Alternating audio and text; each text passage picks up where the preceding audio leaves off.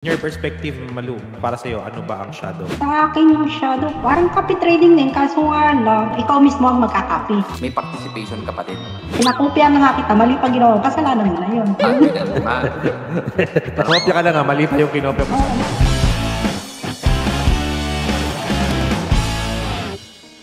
How it works po, ang shadow sa copy trading po from Kuwait. Wow, may Kuwait naman tayo. Paano daw po ma'am nagwo-work ba ang shadow In technique? your perspective, Malu, para sa'yo, ano ba ang shadow? Parang copy trading lang ba siya? Sa akin yung shadow, parang copy trading din, kaso nga lang, ikaw mismo ang magkakapi. Bali manual trading siya. Kumbaga yung sinasabi nyo na sa school, nag-cheat kayo, i-cheat mo lang din yung shadow. I-follow lang yung rules na sinasabi. Ang nakuha ko doon is may participation ka pa din.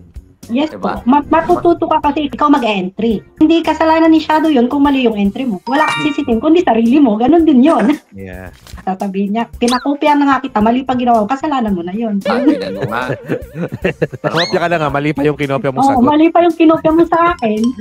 Ano ba yan? Ang importante, So, natuto ka. sila. Matuto ka. Mangopya.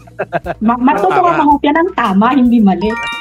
O, diba? Ang galing yun, ah. Ayan, Oh, o. yun, yun. Miss Malu, merong message sa'yo si Marivic, oh. Si Marivic Maclang, sabi niya, "Hello, Miss Ah. Malu. Thank you for showing me your profit from your trading today. Ang galing mo talaga." Ah. Wow!